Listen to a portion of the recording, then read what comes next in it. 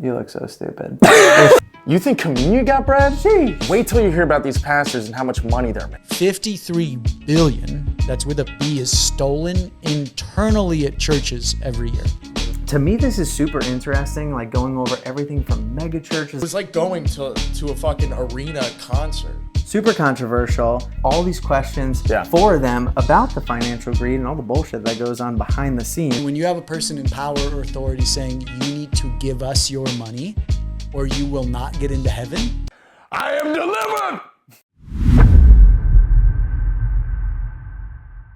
Welcome to the Unemployable podcast. Well, we do have some new faces, so I thought, and I'm just making this up as I go, that we would just kind of like qualify a little bit. I'll go first, you can go last. Okay. You know, we'll do there. So I'm John Nelson, you know, tattoo artist. We make content, we do podcasts, all kinds of stuff. What about you, Danny? What do you got? I am an ex-criminal law clerk turned director turned shop manager. That's cool. Maybe not everyone knew about that. That's sick. What do we got here? Chris Ayoub from the great state of Texas. I served active duty military, OIF veteran, serial entrepreneur, done a lot of M&A, and grateful to be on this journey with my brother here. What about the sword? There's a sword in the Pentagon with my name on it. That's great. What the fuck? Yeah. You didn't know that. No, I didn't know that. It's pretty legit. That's Yeah. the coolest thing I've ever heard. Yeah. But I'm unemployable. That's right. I'm Nathan Apffel, filmmaker. Had a head injury when I was 16 and almost died. So I'm kind of a walking miracle. And yeah, I just make content that either pisses people off or disrupts industries. And you've done several projects and won awards, correct? Yeah, I've been making films for 22 years. Yeah. I've worked on everything from like Trash Temptation Island, you know, where they're backing me out of rooms where people are about to have sex to religious shows. So 2-time Emmy Award winner. Whoa. That's fucking crazy. well, it takes a village to do things, you know. Yeah, Like I've had amazing teams with me, and we have an amazing team on this show. But yeah, I've been everywhere. I basically traveled for almost 20 years doing travel TV, and so most countries I've been to, I've gotten dengue fever in Indonesia. I've had some wild stuff happen. That's crazy. But yeah, I'm lucky to be here and stoked to be here. Super qualified. What about you, Alex? I'm Alex Loyola. I'm a chef and local town idiot. I just come here and make funnies. What's your specialty as a chef? I was taught Drinking. Drinking and using drugs is my specialty. No, I came up in Afro-Caribbean type of cuisine, and I just really anything. I just like to learn as much as I can, but I don't have anything myself that I'm like, this is what I do. I try to do a little bit of everything. But you're like a legit trained chef. Yeah. Wow. Yeah, that's what I do We outside actually of just went to his restaurant. I saw. Yesterday? Was it yesterday? Yeah, it was yesterday. For the first time, for me, the first time ever. Known him for years. First time I went to his restaurant to eat his food and listen to how I was treated. I walked in with a bunch of us, bro. Yes. Alex is doing that thing where like he knows we're there, but he's not looking at us. Like, oh, I'm a super busy chef person, you know. Yeah. I'm like, okay, whatever, you know. We sit down. I think it took like 20 to 30 minutes before he came up to us, bro. It's true. He's not lying. This is a podcast. We came there for him. Did you leave a review? He already the first review was a smash hit with everybody at the restaurant. Smash hit, dude. Do you remember what it said? Yeah. I'm reminded of it every day I go to work. Okay. The review says service was great, the food was amazing. The strange cook in the back, Alex. I don't want to see him next time I come in, but everything else was 5 stars though. 5-star reviews. Yeah. There we go. Smash hit, dude. That was amazing. Don't go leave a review. What is it called? It's called a J and Z Oyster. Yeah, it has to be 5-star, but talk shit about yeah, Alex. 5-star. Okay. 5-star must be. Yeah, no bad stars. Is it close to here? Yeah, it's in downtown Hollywood, which is like 20 minutes out of here. Nice, man. Congrats. There we go. Thanks. So obviously- Afro-Caribbean? Yeah, that spot is more. I don't even know what that is. Great question. The spot that I'm at right now is like a seafood-driven concept. But what I came up in was Afro-Caribbean. So it's like African cuisine. And then how essentially African cuisine made its way through the Caribbean to South America. A lot of times, like if you kind of follow the slave trade maps, like you can see how cuisine and spices were affected the whole time. Yeah. So it's like a fusion, but it's very similar foods, just crazy flavors. That's awesome. Awesome. Yeah. That's very cool. So that's what Alex is working on. Obviously, big stuff. you know? Big stuff. I'm a shining star. Yeah, you. A bar back.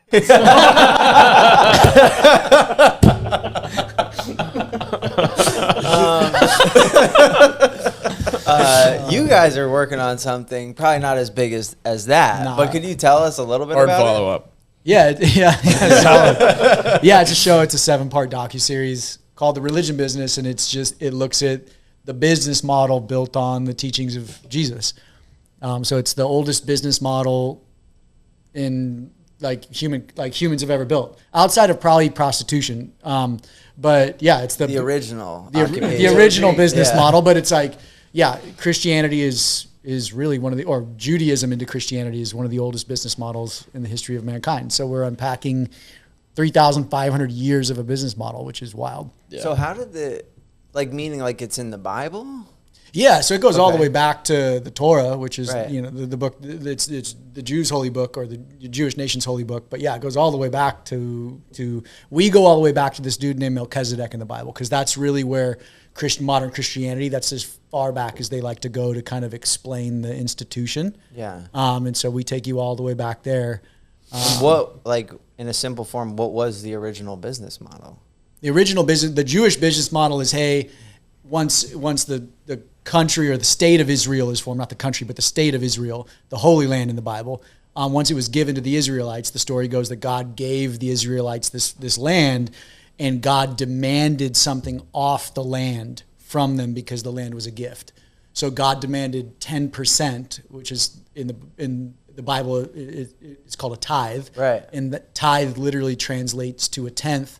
But so God demanded a tenth, and this is the kicker, of the agriculture and livestock that came off that land. And you had to sacrifice it to God. And so you brought it to the temple. The Levites would burn it as a burnt offering, burn part of it to God. But that is where this idea of a tenth comes from in the Bible or in the Torah. And then some modern Christian pastors leverage that and say, hey, the Jews had to give God a tenth, so you should give me a tenth, or the institution. The a tenth. original plan was like a real estate business, where God's the landlord. God's a business. Yes, right? yeah, it technically is. God, Right. if you The mafia. yeah, God is the mafia. Yeah, yeah. But if you're a Jew or a Christian, God owns everything, and you technically own nothing. Okay. And so So that's you where rent it. that's where not even rent. Like you get to use it. That's where the generosity side of faith is a real good thing. But so this idea of a tenth, that's why we have to go all the way back to this dude Melchizedek in the Bible, because that's the first mention of this concept of giving a tenth. Where did they get the tenth? The Well, number? this is where it gets really interesting if you can lift your bias for a second. So if you're a Christian, lift your bias for a second. If you're non-Christian, lift your bias for a second. Yeah, because Christians like to say, hey, God told Moses on Mount Sinai to, like, this idea of a tithe and a tenth came from Mount Sinai. It didn't. All around the region, cultures were tithing at the time. And so this idea of a tithe was actually cultural. And so when you look at it from a bigger lens, not just a Christian lens, you realize like this is how governments and religions were structured back in the day. right. So prior to actual like structure, like polytheistic nations were tithing to their gods and to their kings at the time. like And at least in some offering. in form some of offering. form of offering. And so today I will give a real gentle gift to pastors and say, you just misunderstood this as opposed to abuse it. Right. But like you've misunderstood the idea of a tithe. And so you're requiring your people to give you money when that's not what Jesus, your quote unquote savior, says to do. So this was something that already existed, maybe in a looser form, and eventually it was kind of funneled into this 10%. Well, it was always 10%. So okay. there's multiple tithes, but this idea of a tenth is cultural. And so like some nations, like there's a specific nation, I can't remember the tribe back in the day, but if I grew grain and there was enough rain that year that I didn't have to bring water in, I would have to pay 2 tithes to the gods. If I had to carry water in, so it was more work for me, I only had to pay 1 tithe. And it wasn't money, it was of the grain I was growing, right? Yeah. And so I'd give 10% to the gods, and then usually the people that, in the Jewish nation, the Levites would manage that, and they'd give some to the poor. They'd throw literal parties where you got to come back and enjoy it. But like, that's this idea of a tithe. It was never monetary, whereas we've turned it into money today. But it was, and there was currencies back then. And so, but in the Jewish form, God demanded produce and animals from the land because that land was a gift. Right. You didn't buy it, you didn't earn it. So guess what? I gave it to you, John, so you have to. But it was never money. Like, God wasn't saying, I gave you money, so you should give me money. He did not want the money. Right, it was just land. Yeah, it was just what came off the land. And that's been parlayed into like today where church leaders will be like, we need to see your W-2. You have, like, we have church leaders on record saying stuff like, if you don't tithe, you will be removed from God's list of people. If you don't tithe, you're not going to be protected on the day of vengeance. So fear, instilling fear in people might be the original business. Because it's both sides. It's like you get the fear, but then it's also the like it feels good to give. Yes. So you play on the positive and the negative. Yeah. Well, I got to sit down with like the smartest brain in the U.S. on the nonprofit sector. His name's this guy. Second. Yeah, you're right. Alex, LOYOLA. I did not sit with this first. Second. But this is the dude that like, he worked at the IRS, the guy that oversaw the whole nonprofit sector. And he's a lawyer. So as a lawyer, you probably worked with him a few times. But this approved. Hearsay. But this guy is the smartest mind that kind of manages this stuff.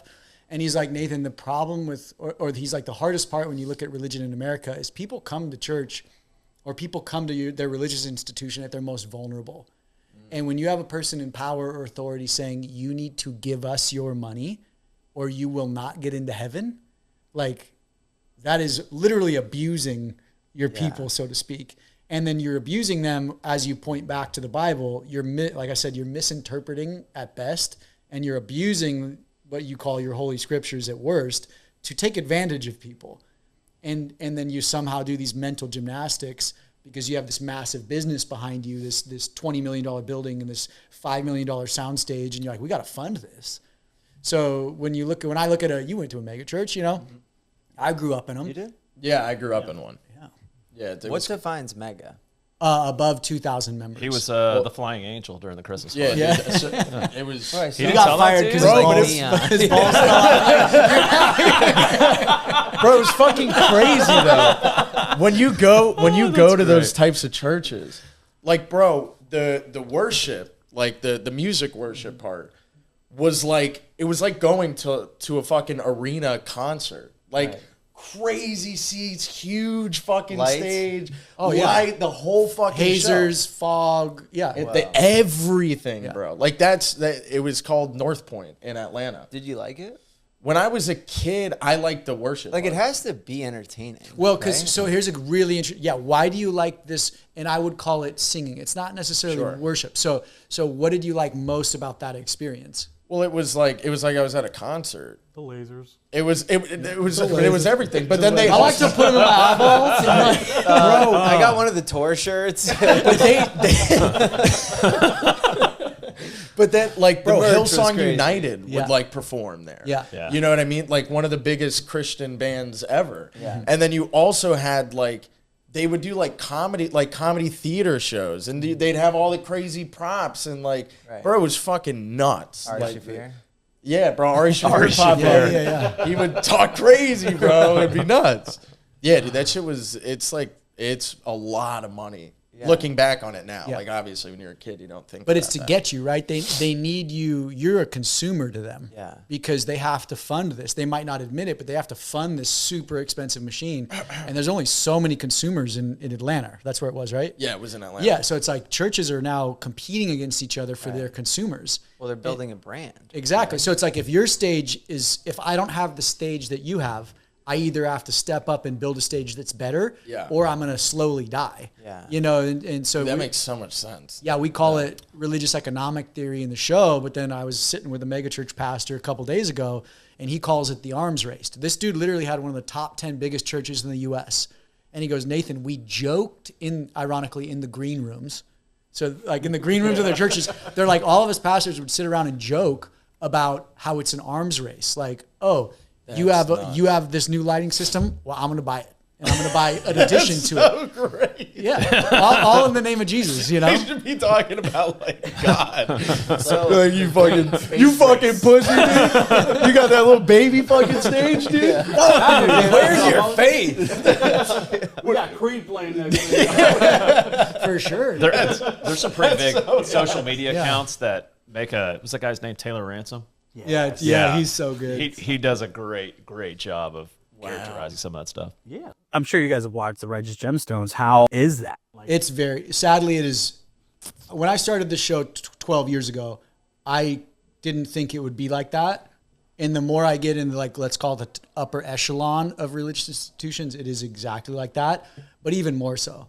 Like I have stories of pastors flying back on private planes from Europe and Africa, gun running, like running guns on their plane. Yeah. I have drug running. I have Mafia. dropping cash off in the Cayman Islands. I have all this. Like it just becomes about the money. We have all the it literally becomes some of them even have diplomatic immunity, so they can take whatever they want on their planes. Yeah. So if they have their buddy in Israel going, hey, like, can you bring us this? They'll be like, sure. Because it's so unregulated. Yeah, it protected. becomes the Wild West. Yeah. Like I was arrested a couple weeks ago on a church property, and the pastor jumps the curbs in his Land Rover to get away from me. I was just crazy threat. I was holding the sign.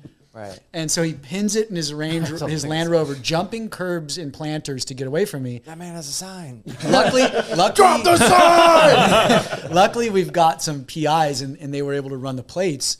And come to find out, it's an armored Land Rover with bulletproof glass. What the fuck? So it's like, To protect from the flying signs. Awesome. Right. like these pastors, it's almost like I call it like when you create these systems with no accountability, it becomes this like autonomous machine that almost it grows. Like South Park did an episode where it was like the blob and it gets bigger and bigger and it sucks everything in. That is literally what these become, because it almost like you lose sight of the vision, and that's when you get me walking on with a sign and I have 24 armed security guards with big beards and bulletproof vests standing around me like I'm this crazy threat as their head pastor. What'd the sign say? What's your salary? And housing allowance. I had two signs. I had one that said, what's your salary? And then another that says, what's your housing allowance? Because those are two loopholes that we profile in the show. And I mean, like, I let these guys know I was coming. I called his lawyer the Friday before saying, hey, I'm in town. I'd love to chat on the phone. So they knew. They were like ready. They're like, we don't know.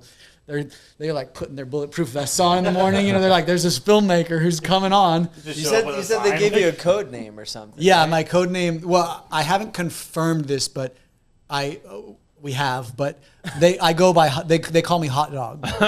So my Time to change your name. my code name is Hot Dog. You said you've been working on this 12 years? Mm-hmm. How did it start? And how long have you guys known each other? Yeah, I actually shot the whole show about 12 years ago. Okay. I was 28. I had been I started traveling when I was 18 for travel TV. Yeah. And I consider myself a Christ follower. So every country I'd go to either a local church or a seminary, because I was just interested to see what the global church looked like and like cultural churches. And I ended up in like seminaries in the favelas, like the poorest nooks of Brazil, where they literally had tin roofs. And I felt God there. I was like, this is amazing, you know, and they never had money coming in. They would make bricks. They had one brick machine, and they'd make bricks and then sell bricks to keep food on the table. And they'd bring any kid off the street that wanted to learn about Jesus. And they'd like bring them in and say, you could stay. You just have to help us make bricks 2 hours a day. And I'm like, this is awesome, you know? And then I'd go to Honduras, and we'd be in the like back coffee growing regions in the mountains that are like fully ran by drug cartels. And I'd sit there into this little tin roof with 4 little wood spikes, and they'd be worshiping God. I'm like, I feel God here, you know? Yeah. And I'd come back to the States and walk into the megachurch and I'd be like, ugh. Like, Is the megachurch only really a thing that's big here? Like, what about US? outside? Like, well, that's the problem. We present this argument in the show. We're kind of exporting this megachurch model. And so, like, I was just in Uganda, and so there's a slum in Kampala, Uganda, where, I mean, like, you'll see it in the show. There's sewer running down these little cracks in the road, and then there's infants, like, laying on a dirty towel right next to it. Yeah. And then right across the street is a megachurch where this dude drives around in his Range Rover, and this is the saddest part. He sells holy water and holy rice to the people in the slum. So he's like literally profiting off. So he's profiting off the back, and he's taken the U.S. megachurch model, so the big stage and the big band, and put it. I mean, like this. You're in the slums, and there's 10,000 people in like a 1 mile radius, just on top of each other, and then you see the building like a tower, towering over the slums. All that coupled with some guy getting his dick cut off while you were in Uganda. Oh yeah, that was wild. Yeah. circumcised? No, his like dick literally cut off. chopped off. Yeah. He wore the wrong dress. Yeah, no. I was there profiling. Like, so the show doesn't just look at what's quote unquote wrong in the system. We try to profile what's right, or what humans and Christians are doing well. But so I'm in Uganda, and I walk up to this anti-sex trafficking nonprofit, and literally I get on to their stairs, and this Ugandan woman's like, "We got to go. We got to call to pick up a girl from the police station." She's like, "Do you want to come?" And I'm like, "Heck yeah, I want to come." So we like jump in the car, and we're driving through the streets of Kampala. We pull into this, like, I'm at the police station in Kampala. My camera operator's freaking out. He's like, "Nathan, this isn't what I signed up for." There's like dudes with AKs standing around the van. And they're like, "Yeah." So the girl's inside. She was raped multiple times. The mom's inside as well, because she got arrested because she went and found the dude and chopped his dick off. wow. Arrested? Yeah, Lord, baby. but she got brought out, like she was released. But I'm like, that's justice right there. Yeah. Eye for an eye. But literally, I walked on, like I was walking up the stairs onto their landing. They're like, "We're going," and so that's God. And then, like, as I was flying into Uganda, I had someone reach out and they're like, "Hey, you got to go up to this place called Gulu. There's this woman called Sister Rosemary, and she's basically the Mother Teresa of Africa. Go find her." And like, so we just drove up to Gulu and walked onto this convent, and this like tiny little woman, Ugandan woman, comes out, and she was the most badass woman ever. And she's like, "Yeah, you see these containers, these shipping containers?" And I'm like, "Yeah." She's like, "We had 500 child soldiers a night sleeping in there during the war, the Joseph Kony War, where he was coming down and stealing kids and turning them into child soldiers." And she's like, "We'd have 500 there a night." And I spent a lot of time with her, and it was just super rad. And I'm like, "Okay, like, where do you find God?" And she's like, "Nathan, every time I see a problem, I say I'm going to solve that problem." So I had all these child soldiers carrying guns onto my property, and all they needed was a place to sleep. And she's like, "That's where I find God. When I step out in the unknown, I don't know what's going to happen. Like, that's God." And so yeah, there's just been these crazy experiences to the point where I've sat down with like the smartest scholars in the world. I'm a freaking surfer from San Diego, and I'm sitting down with like leading scholars at Oxford and Berkeley and Notre Dame, and I'm sitting down with former chief counsels to the IRS. Like, so that's just been the journey, man. It's 12 years of just asking really simple questions that turn into another question and into another question, to the point where this is where I met Chris. Like, we potentially have an opportunity to bring like structural reform to the nonprofit sector from me asking one simple question, which was, what is a church? Like, I've traveled the world, and this big building doesn't seem like a church to me. And that simple question turned into 12 years of research and getting into a lot of trouble. And then I bumped into this dude, and I was like, "Hey, I'm done, man. I'm tapped out, like financially, because I was funding it, emotionally, like because I was kind of just a single cowboy out there getting rocks thrown at him." And I'm like, "You want to jump into the trenches?" And I need to do that'll take bullets with me, so to speak. And he's like, "Okay, Let's fucking go. Yeah. Let's go. How did you guys actually meet? So at the time, 8 years prior to us linking up, I was the president of a large HOA management firm.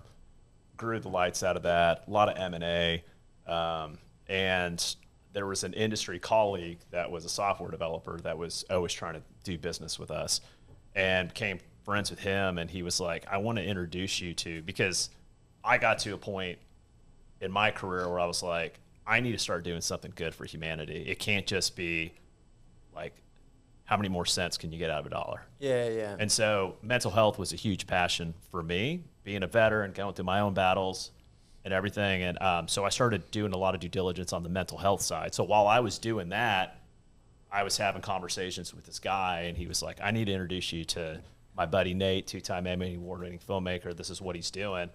And for me, the instant opportunity that came to mind and why I was like, let's fucking go, is all these global social issues and all these people suffering in this world, the shit's not getting solved. It's not getting solved because you can go in with good intentions. Nate, what's the great quote with intentions? Good intentions pave the way to hell is kind of the tagline in the show. And you can go in with good intentions, but when your identity and money starts coming in, shit doesn't get solved. And I love to, like, I think of the Elon Musk story. UN dev economist comes up to him or hits him up on, before he owned it, on Twitter. This is 2021. It was like, Elon, for $6 billion, you can solve world hunger. And Elon goes, great, articulate to me on this thread how we would do that, and I'll sell my Tesla stock tomorrow and fund it. And then he goes, there's one condition, open source accounting for the public to see. Every dollar and where it goes. Crickets. Because stuff doesn't get solved because it's the truth, right? You want to say that it's $40 billion or $6 billion to solve world hunger? Like, how much of that money actually goes to feed people? Right. Yeah. And until we have light there, we're going to continue to hide in the darkness as a society, and the light has to come in there for people to see what's really truly going on and for accountability. Nathan and I, all, like, our biggest motto, I would say, theme through this is humans will human. Like, we're all broken people. We need accountability. We need people looking after our best interests and surrounding ourselves with the right folks. But what we've seen repeatedly is humans will human, and until there's light and accountability into that system, these social issues aren't going to get solved. People are going to die unnecessarily. We're going to have all these homelessness problems. I mean, there's 400,000 churches in the United States. That's fucking crazy. And if you do the math on homelessness, like, you can solve that with, church sponsoring. Right, with just a location. Yeah. Yeah. And to nerd out for a second, and Nate's the expert on this, but like, when everyone got their exemptions and it was created back in 1913, it was designed because they were bringing local social capital. They were adding value to the community that the government wasn't going to do.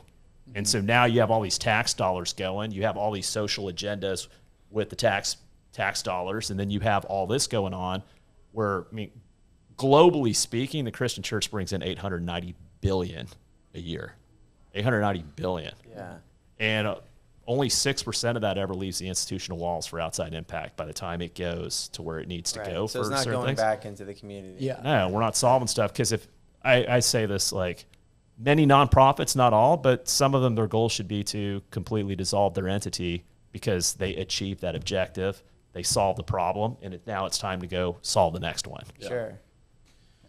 How have you guys, you said that you're a Christ follower and you're a Christian. I would assume the same for you. Yes. I feel like for church, like, majority of people, like, I'm 23, right? And a lot of people that are in my age range that I'll talk to about religion either started and then they fell off. And a big reason is almost, to me, the same reason why a lot of people don't trust in, like, government. Because we all know it's fucked, but it's like, I just don't know how it's fucked. So you guys being on the front lines and actually seeing how it's fucked, how does that, like, not shake your faith? Are you still involved with churches? Like, do you partake in that stuff? Well, how does that work? Let's back up. I think this is a brilliant question because, like, there's a lot of Smartest people. guy in- Smartest Barbacks guy in are the really room, smart. baby. I wanted to be a barback once. I didn't make it past host. Yeah, it's pretty hard. It's top percentile. But you nailed it, though, because it's my brother-in-law was a pastor and paid pastor, full-time pastor. And he was the one in my, he's 10 years old, about 10 years older than me. And we'd sit around and talk about this in my early 20s. And one day he comes up to me and he's like, Nathan, like, I finally realized what you're talking about. And because I was diving more into the Bible and into the New Testament.